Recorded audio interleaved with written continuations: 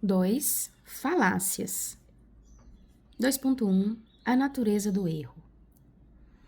Ainda que cometamos um número infinito de erros, só há, na verdade, do ponto de vista lógico, duas maneiras de errar. Erramos raciocinando mal, com dados corretos, ou raciocinando bem, com dados falsos. Haverá certamente uma terceira maneira de errar, raciocinando mal, com dados falsos. O erro pode, portanto, resultar de um vício de forma, raciocinar mal com dados corretos, ou de matéria, raciocinar bem com dados falsos. Todavia, não se deve confundir o erro em si, opinião falsa, com o raciocínio que o produziu. Não cabe à lógica investigar as causas de erro. Isso é missão da psicologia, da metafísica, talvez, e das ciências, mas descrever-lhes as formas. As crendices e superstições, os tabus, são erros.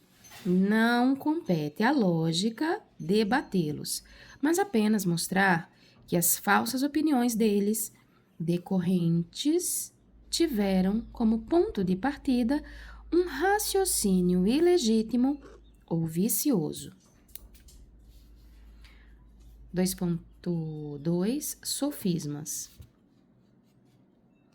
A esse raciocínio vicioso ou falacioso é que a lógica chama de sofisma, isto é, falso raciocínio elaborado com a intenção de enganar.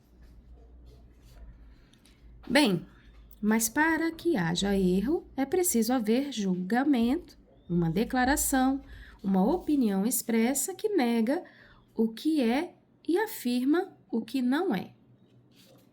Erramos, pois, quando declaramos ou generalizamos apressadamente. Mas quando dizemos fulano é antipático ou fulano só falou comigo uma vez e já me considera antipático, não há propriamente raciocínio. Manifestou-se apenas uma impressão resultante daquilo que em lógica se chama simples inspeção. É a simples inspeção, ausência de análise de fatos ou análise superficial deles, que nos leva a pronunciamentos motivados por impulsos afetivos, a expressão de sentimentos e não a juízos pautados pela razão. Aqui uma observação do item 3, ao sofisma que não é intencionalmente vicioso, isto é, que não tem o propósito de enganar, chamam os lógicos paralogismo. O sofisma implica má-fé. O paralogismo pressupõe boa-fé.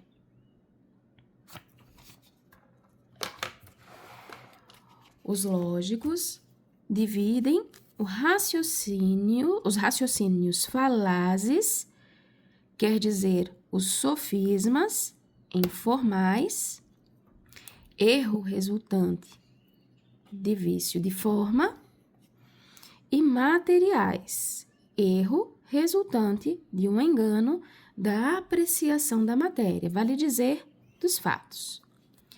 Os principais sofismas materiais, de que trataremos aqui preferentemente, na verdade, os principais sofismas materiais, de que trataremos aqui preferentemente, as verdadeiras falácias do raciocínio são, segundo os entendidos, a definição inexata, a divisão incompleta, os falsos axiomas, a ignorância ou desconhecimento da questão ou assunto, a petição de princípio ou círculo vicioso, a observação inexata, a ignorância da causa, falsa causa, o erro de acidente, a falsa analogia, sendo alguns de indução e outros de dedução. Falsos axiomas. O axioma é um princípio necessário, comum a todos os casos, evidente por si mesmo, não propriamente indemonstrável, mas de demonstração desnecessária. Tal é a evidência do que se declara. O todo é maior do que a parte. Duas quantidades iguais a uma terceira são iguais entre si. São conhecidos, pelo menos de nome, os 12 axiomas de Euclides, número considerado excessivo pelo geômetra francês Legendre, que os reduziu a 5, numa obra com o mesmo título da de Euclides, Elementos de Geometria. Embora o termo se aplique de preferência matemática, é costume empregá-lo, por extensão, no sentido de qualquer proposição ou máxima geralmente aceita nas ciências ou na moral.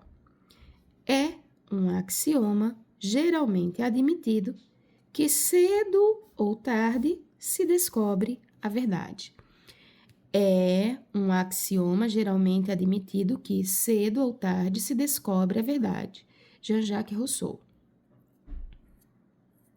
Essa máxima de Rousseau será um verdadeiro ou falso axioma? E esta outra, tudo que existe e tem limites no espaço, os tem igualmente no tempo de duração? Maricá. Muitas sentenças ou máximas assumem às vezes a imponência de axiomas. E aquele que tenta construir o seu raciocínio sobre essa aparência de verdade ou verdade relativa acaba sofismando.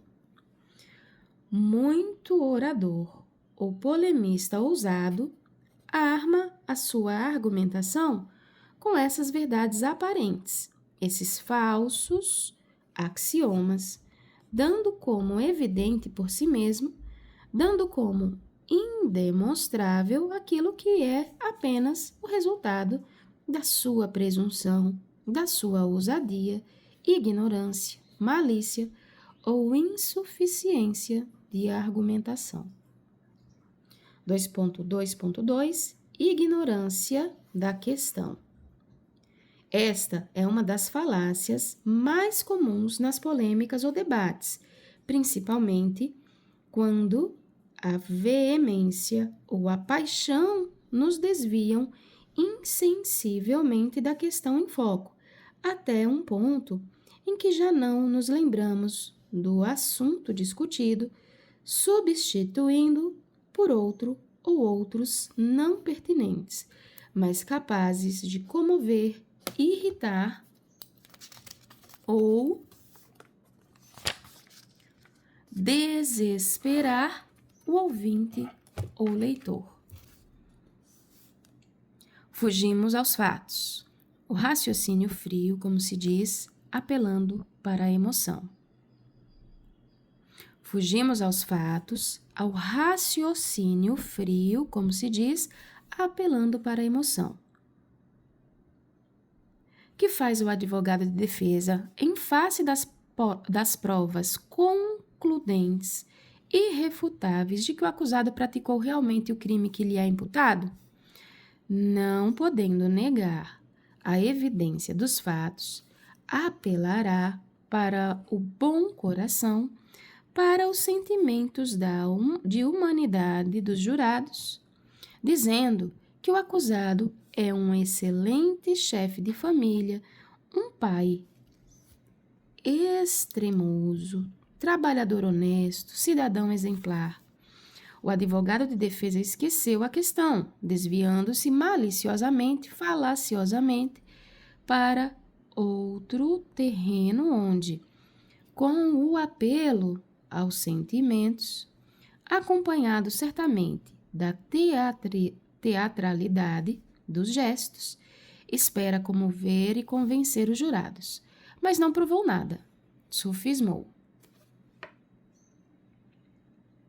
A ignorância da questão assume outros aspectos muito comuns nas assembleias políticas e nos comícios, assim como em certa imprensa em que políticos e jornalistas demagógicos, por lhes falecerem argumentos válidos com que rebater a evidência dos fatos apresentados pelos oponentes, descambam para o insulto, o impropério, a calúnia. Fulano é ladrão, fulano é entreguista, fulano é comunista, fulano é gorila. Argumentaram? Não, sofismaram. O administrador ou homem público acusado de não cumprir a lei que o obrigava a abrir concorrência para a pavimentação de certo trecho da estrada, poderá alegar que a simples tomada de preços trouxe economia de tempo e de dinheiro, e que os serviços prestados foram os mais satisfatórios. Sua resposta será uma defesa, uma alegação, uma desculpa, enfim. E desculpa não convence. O administrador não provou que tinha razão, não provou que suas providências eram legais, sofismou, ignorando a verdadeira questão. 2.2.3 Petição de princípio. É também argumento de quem não tem argumentos, pois apresenta a própria declaração como prova dela, tomando como coisa demonstrada o que lhe cabe demonstrar, isto é, admitindo já como verdadeiro exatamente aquilo que está em discussão. Só por gracejo, ou então com o propósito de encerrar o assunto, diria alguém: fulano morreu de velho porque viveu muitos anos. Ou fulano morreu pobre porque não tinha dinheiro. As orações de porquê, dadas como causa da declaração, morreu de velho, morreu pobre, são a própria declaração disfarçada em outras palavras. É a petição de princípio, também chamada círculo vicioso. Não é raro ouvirmos ditas com um tom de autossuficiência, coisa desta ordem: o fumo faz mal à saúde porque prejudica o organismo. Os corpos pesados tendem sempre a cair porque são atraídos para o centro da Terra. Estas crianças são muito mal educadas porque nunca aprenderam boas maneiras. Machado de Assis é o maior escritor brasileiro porque nenhum outro jamais atingiu as mesmas alturas no que respeita à criação literária. Por isso, sua obra é imortal, jamais será esquecida. Isso, evidentemente, não é argumentar, mas alinhavar palavras que nada acrescentam à própria declaração, não a fundamentam, não a justificam. Todo aquele que se inicia ou se exercita na arte de escrever deve evitar esse tipo de falsa argumentação.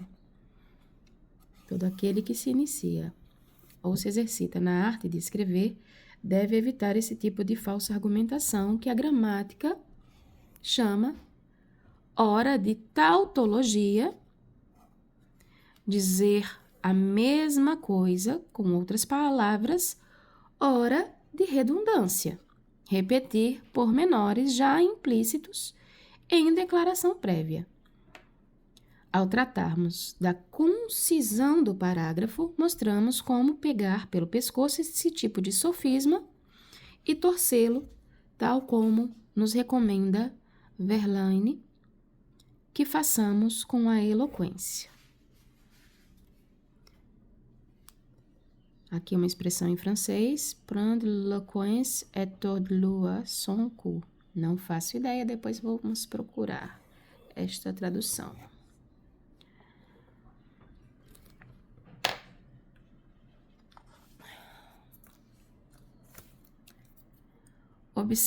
Observação inexata. Só marcar aqui uma interrogação. Observação inexata, item 2.2.4. O erro de julgamento resultante da observação inexata é antes um paralogismo do que um sofisma propriamente dito, a menos que se trate de escamoteação de fatos para falsear a conclusão. Nas suas experiências de laboratório, ou melhor, nas suas aulas práticas de ciência, o estudante incide, por vezes, sem erro, por não ter observado adequadamente as fases de uma reação química, por exemplo.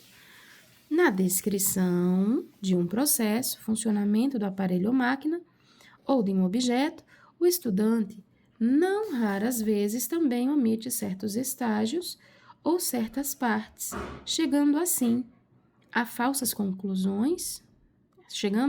conclusões falsas ou a declarações incompletas, simplesmente porque não observou os fatos ou dados concretos. Ver descrição técnica 8, redação técnica, item 1.2. Item 2.2.5, ignorância da causa ou falsa causa. O espírito humano não se contenta com a simples observação dos fatos. Procura também a sua explicação, a sua razão de ser, a sua causa, enfim. Partindo da simples observação, criando hipóteses, verificando, testando, chega-se à generalização, a lei ou princípio científico. Observação, hipótese, verificação e generalização constituem, de fato, os estágios normais do método experimental. Nas ciências ditas experimentais ou da natureza, as físico-químicas, por exemplo, o observador, cientista pesquisador, busca a relação constante e geral entre os fenômenos, fatos simultâneos ou sucessivos. Se descobre essa relação, descobre a lei ou princípio científico dos fenômenos observados. Obrigada, meu amor. O que determinou o outro é a causa. O determinado é o efeito. Dos fenômenos observados, o que determinou o outro é a causa. O determinado é o efeito. Estabelece-se assim uma relação de causa e efeito. É verdade que nas ciências ditas morais e sociais ou humanas, a história, a sociologia, a política, por exemplo, a descoberta das causas não se faz com a mesma segurança. Por isso, muitos contestam serem elas verdadeiras ciências, já que as suas conclusões parecem simples opiniões pessoais mais ou menos plausíveis. Entretanto, os fenômenos que estudam, nem por serem distintos das ciências experimentais, deixam de ter as suas causas e suas leis. Causas e leis são ou indicam relações necessárias, quer entre fatos, quer entre atos. Suas conclusões podem ter, assim, um incontestável caráter de certeza, ainda que de outra ordem, diversa das ciências experimentais. É inegável que a característica predominante da natureza humana é querer saber sempre não apenas o que acontece, mas também por que e como acontecem as coisas. Essa curiosidade Essa verdadeira ânsia de querer saber sempre a causa dos fatos nos pode, entretanto, levar não raro a erros de julgamento, quando nosso raciocínio é falho em qualquer dos seus estágios. Incidimos, por exemplo, em erro quando por falha ou malícia, observação e interpretação dos fatos, lhe atribuímos como verdadeira causa o que é simples aparência ou coincidência. Se pouco antes de me deitar, tomo uma xícara de café e custo a conciliar o sono, sinto-me inclinado a admitir que a causa da minha insônia tenha sido a infusão, o que é provável, mas não certo. Se à noite cruzo com um gato preto na rua, logo adiante tropeço e caio e admito que a causa da minha queda foi o encontro com o felino.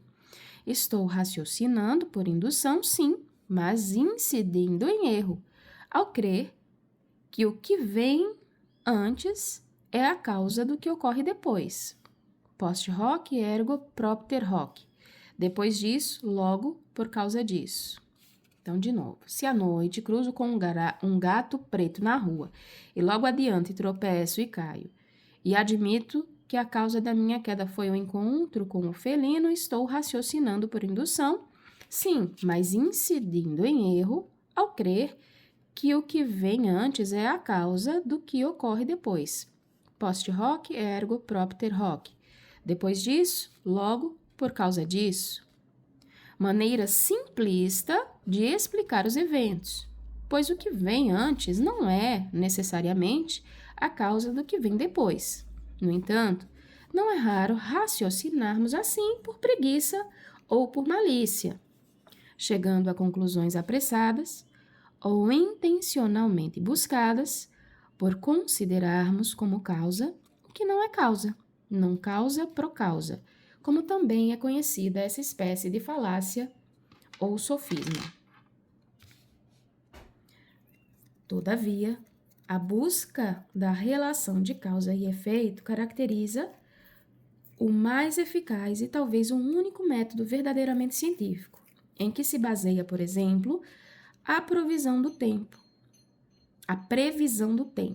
se não na observação de certas condições atmosféricas, fatos, que a experiência provou serem a causa da chuva. Olho para o céu, vejo nuvens densas, carregadas, venta com intensidade, troveja e relampeja, e sentencio, vai chover. Estabeleci uma relação entre causa, verdadeira, e efeito. Mas quem nos garante que o aumento da população tem como causa única a existência de famílias prolíferas? Ou que a causa da cabeça chata da maioria dos nordestinos é a rede onde eles dormem? Eita, bem preconceituoso isso aqui, hein? Enfim. Ou que a causa da prolificidade é a subnutrição. Ou que o desenvolvimento do Brasil tem como causa o temperamento latino ou a miscigenação. Afirmações como essa são gratuitas ou o são até que realmente se estabeleça a relação necessária entre o fato declarado e o que se considera como sua causa. Isso, entretanto, nem sempre é possível, pois, como vimos, os fenômenos de natureza espiritual, social, política e até econômica, estudados pelas ciências humanas, não podem ser atribuídos a uma causa única, mas a um complexo delas, nem sempre identificáveis, porque nem sempre constituem fatos materiais mensuráveis ou ponderáveis. Daí decorrem muitas generalizações falsas ou parcialmente falsas. Erro de acidente. Erro de acidente é aquela falácia em que se toma o acidental como se fosse um atributo essencial. constante do que resulta, evidentemente, uma generalização falsa. Certo político revelou-se desonesto. Logo, vamos lá, de novo. Erro de acidente é aquela falácia em que se toma o acidental como se fosse um atributo essencial constante do que resulta, evidentemente, uma generalização falsa. Certo político revelou-se desonesto. Logo, raciocinando com o erro de acidente, concluímos que todos os políticos são desonestos. Certo médico enganou-se no tratamento de um paciente nosso, de um parente nosso. Logo, a medicina é inútil e todos os médicos são charlatães. Quem mete a faca na barriga de alguém é criminoso. Ora, os cirurgiões fazem isso. Logo, os cirurgiões são uns criminosos. Silogismo sofístico por erro de acidente.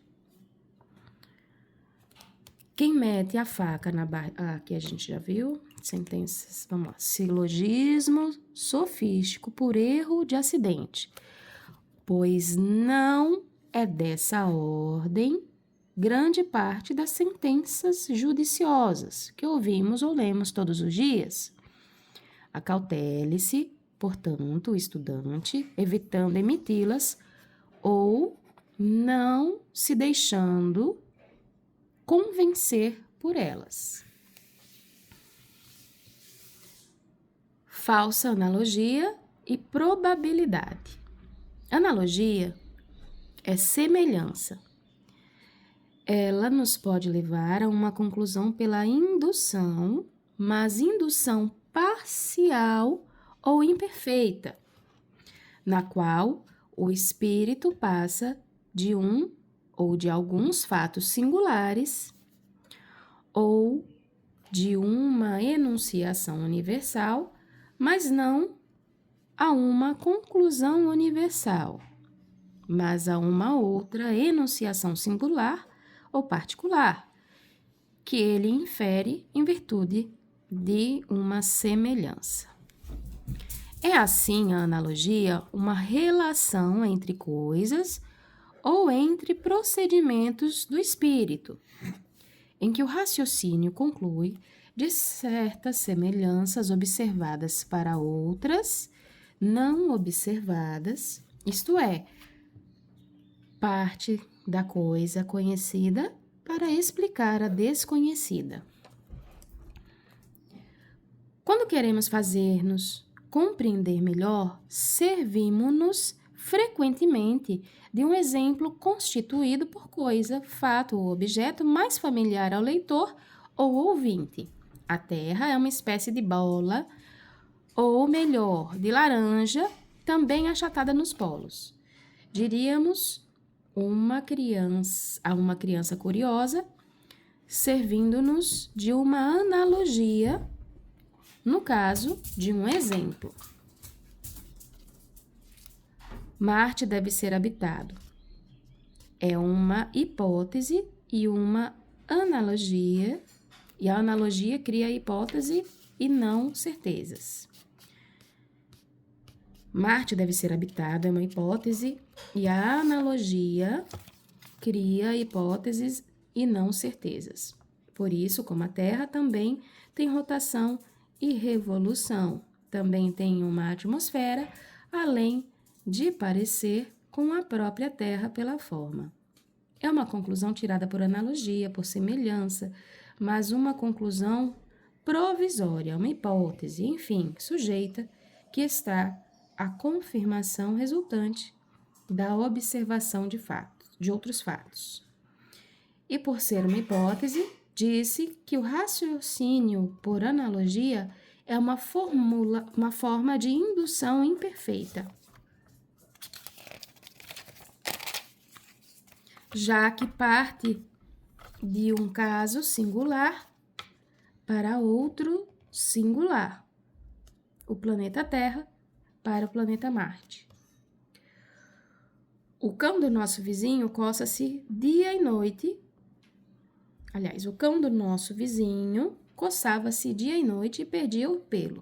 Seu dono, depois de lhe aplicar, sem resultado, 1001 preparados contra a sarna, resolveu chamar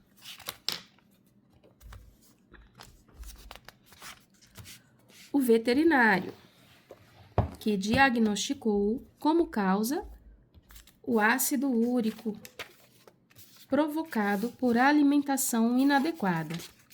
Raciocinando por analogia, concluímos que nosso cão também tinha ácido úrico, pois os sintomas eram os mesmos e os mesmos preparados não surtiram efeito. Nosso vizinho nos forneceu gentilmente a receita e nosso cão ficou bom sem precisar de veterinário. O cão sarou, mas podia não ter sarado, pois só levamos em consideração as semelhanças entre os casos particulares, sintomas idênticos, nos dois cães, sem termos em conta as possíveis diferenças que talvez recomendassem outro tratamento. Pode, assim, a analogia ser um processo falaz. Não obstante dela, nos servimos a todo momento. Sentes uma dor do lado? É fígado. Toma hepatolina, que passa logo. Às vezes passa. De médico e louco, todos temos um pouco. O raciocínio, por analogia, é uma indução parcial ou imperfeita que conclui do particular, a sarna do cão, do meu vizinho, a minha dor do lado, para o particular, a sarna do meu cão, a dor do lado do meu amigo. Apenas em virtude de uma semelhança. O cão do meu vizinho ficou bom com o preparado que o veterinário lhe receitou. Ora, meu cão apresentava sintomas semelhantes. Logo, meu cão há de sarar com o mesmo preparado que curou a sarna do cão do meu vizinho. Ou você sente uma dor do lado. Ora, eu também senti uma dor semelhante, também do lado, e fiquei bom com hepatolina. Logo, se você tomar hepatolina, ficará bom também. Mas a cura do cão e a cura do meu amigo são coisas prováveis, porque o raciocínio por analogia, embora exerça papel considerável na descoberta da verdade, só nos fornece probabilidades e não certezas. É, assim, uma forma de inferência a partir de um fato isolado por outro fato isolado, porque só nos fornece probabilidades. É sempre preferível recorrer ao silogismo ou à indução de enumeração perfeita ou completa. Comparações e exemplos constituem também formas elementares de raciocínio por analogia ou semelhança destinadas não propriamente a chegar a uma conclusão mais ou menos provável, mas apenas a ilustrar ou esclarecer uma proposição ou declaração, tornando-a mais sensível pelo cotejo com outro fato particular, porém mais conhecido. Rever, capítulo 3, desenvolvimento por analogia e comparação, item 2.3. Termino aqui a parte 4. Na próxima sessão de leitura, seria a quinta parte, pondo ordem no caos, mas na verdade eu não leio o livro em sequência, vou ler de acordo com o interesse. Aqui no 5, pondo ordem no caos, o 6 é como criar ideias, 7, planejamento, 8, redação técnica, 9, preparação dos originais, 10, exercícios. Aqui o 1 fala sobre a frase, estrutura sintática e feição estilística. O 2, o vocabulário. O 3, o parágrafo. E estamos atualmente no 4. Na verdade, né? Já terminamos o 4. Aqui coloco a etiquetinha para depois voltar e perguntar, fazer a tradução aqui desta desta expressão.